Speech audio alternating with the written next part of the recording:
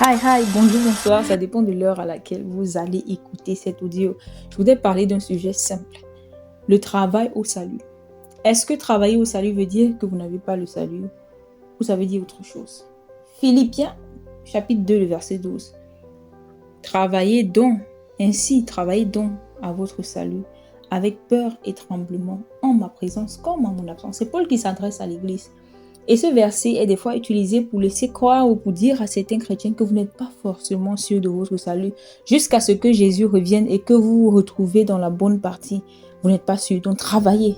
Ayez peur parce qu'à n'importe quel moment, ce salut-là, vous pouvez le perdre. Ce salut-là, vous n'êtes pas sûr de l'avoir. Ce verset s'adresse aux chrétiens et ça demande aux chrétiens de vivre la lumière qu'ils sont. Ça demande aux chrétiens de vivre la paix qu'ils possèdent.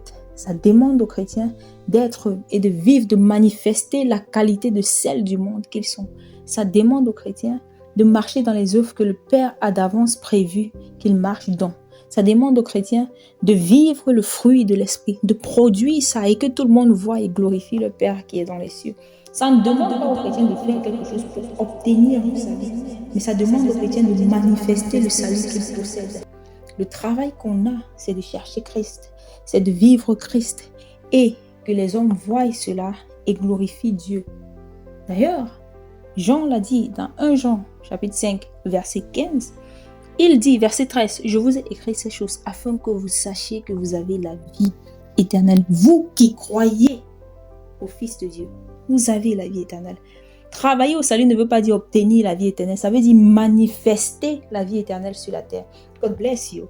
God keep you and make his face shine upon you. Ciao.